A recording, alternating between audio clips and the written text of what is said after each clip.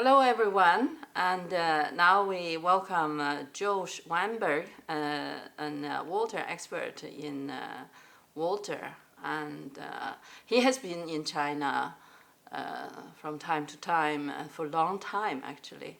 So Josh, can you tell us something about your experience with China? Because this year is the 70th anniversary of the founding of People's Republic of China.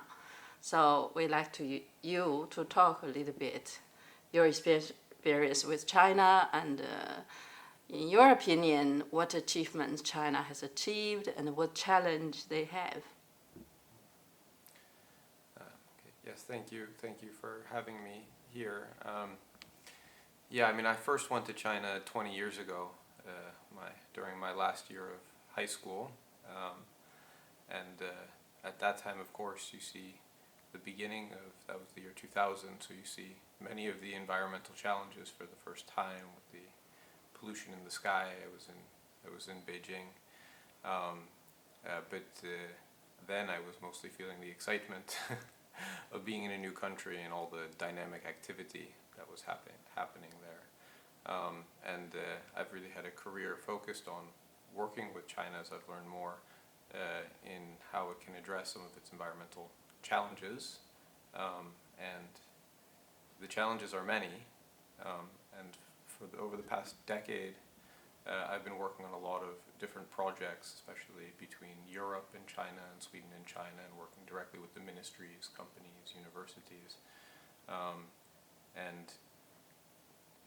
When it comes to China's water challenges, I think one thing to not forget is how much progress has been made. Right now, one of the things we don't think about as much in China is access to clean water, because China has provided access to clean water to over 1 billion people. Now, still, all Chinese challenges are large, so there's still 160 million people living in rural areas, I believe that's the number, that still need access to clean water and regular water, and there's still many who need improved access to what they have. But it's both an amazing accomplishment, and it's still quite a lot of people they have to serve.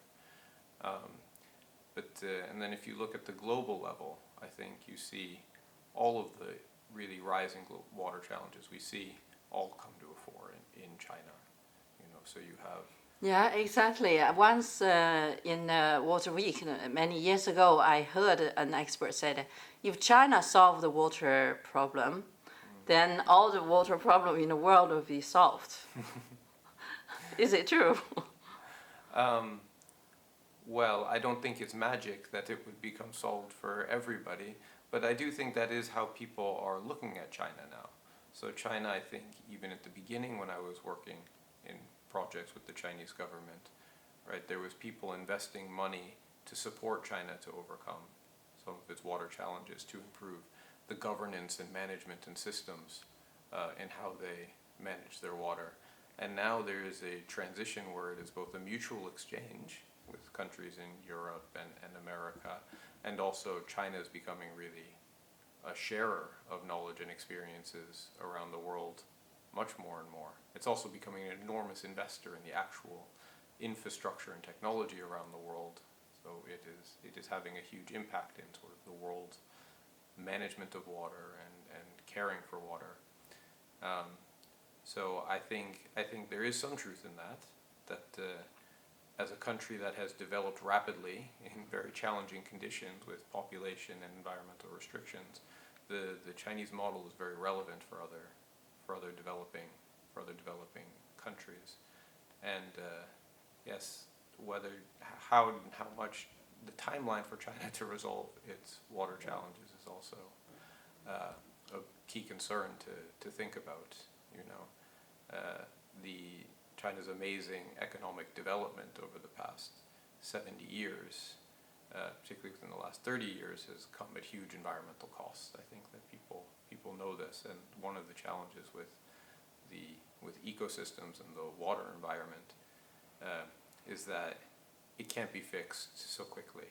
So it takes a huge amount of investment in technologies, but it also takes time and it takes transformation of a whole series of practices that we have as individual citizens in companies and in our government.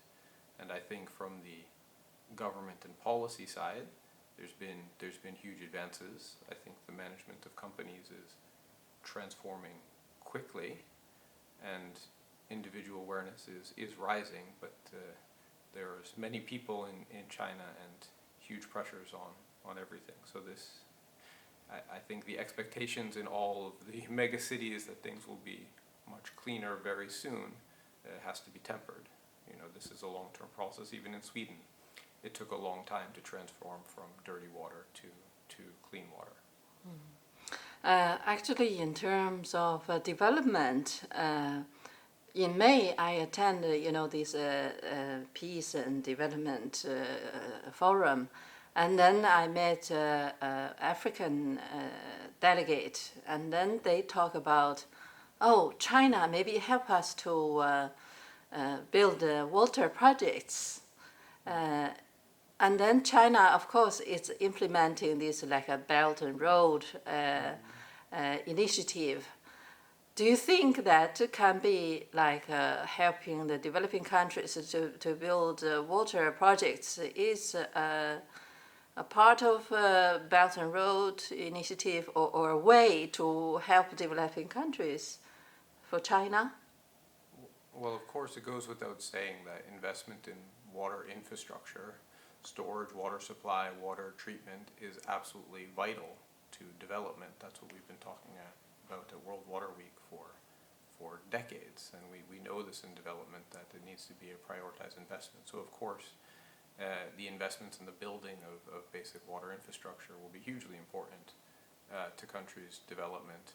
I think one of the very important things as China is becoming a leader in investing in building infrastructure around the world is we have to make sure that the infrastructure that's being built is suitable for several decades to address the challenge, right? So I think this is one of the things when we build large infrastructure or we build hydropower, we should be sure that it is also very climate smart, and we're considering how the future variability of rainfall and availability of water will affect the utility of the infrastructure and also the impacts on the ecosystem. So I think this is one of the really important issues as China is taking a lead along with other countries and other investors in building around the world, that we actually make sure that water infrastructure is good infrastructure for decades and is not something that needs to be replaced quickly. And I think this is really a priority to make sure that we have the right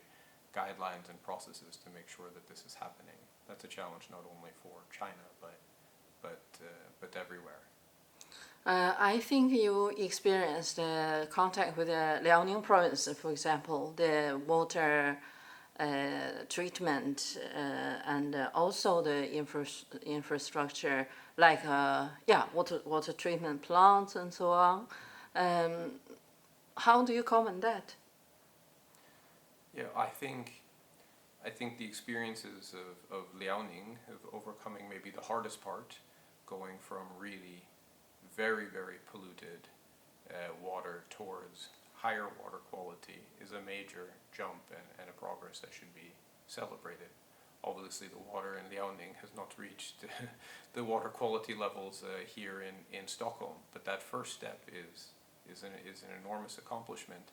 And I think when we look back at those experiences, it is not just the investment in water treatment and the money that went into it. I think the evolution and the ability to manage water quality and pollution and the water resources is sort of the story that people maybe don't see as clearly.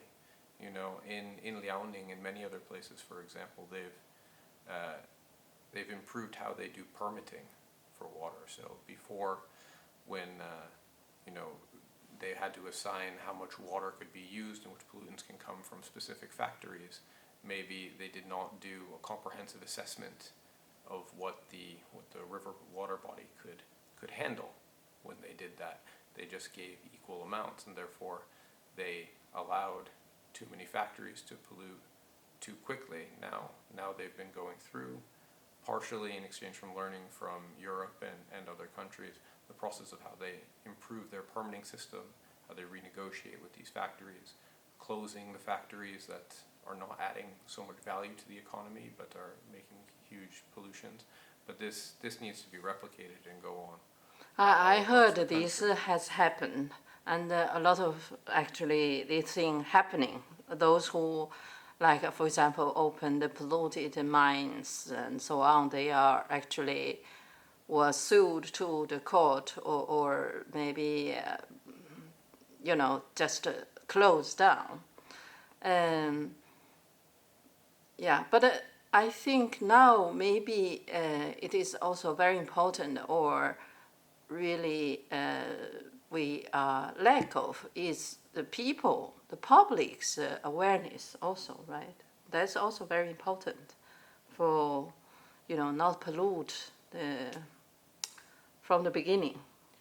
Yeah, of course, the citizen awareness is extremely important, and especially with like emerging pollutants and different substances that are used that are much more difficult to deal with in our water bodies. There's been a lot of talk at the World Water Week about microplastics and also pharmaceuticals and different pollutants coming into the water. And I think, yes, from the individual level, in sometimes the cases in China, it's about preserving old habits as opposed to taking new habits. I think the older generation of Chinese have a natural water-saving mentality, recycling the gray water in the house, and are very conservative with the use of resources from a long history of doing that. But as we have new generations, we have to make sure that they don't take on new habits that are more wasteful. But it's also much more about being conscious of all of our resource use. I mean, a majority of the water quantity use comes from food consumption. So the amount of food, the types of food we eat, how much food we waste, this is hugely important on the water resources as a whole. And it's another one of China's major challenges. China has more agricultural land in places with less water, and it also has a lot of its energy resources like coal and things in places that have less water. So you have an imbalance of where you need to use a lot of water or where you have very little. So this adds lots of strains onto the economy and the population, and requires, well, foremost, good management and governance, so you know how much water you can allocate and how you protect the water resources. But it also takes probably a national consciousness of resource saving, because China particularly has such a large population, so much growth, and it also has so much production for the rest of the world. So these are many very difficult things to balance, and I think that when it comes to engineering, China is becoming world class and is very excellent. When it comes to innovation, it is becoming a player in water technologies, and even some management systems like the sponge city concept that they're investing in is becoming a model for the world. But of course, the key message is there's so much farther to go. Yeah, but I want to add one more good news. Actually, Shanghai has implemented the most severe waste sorting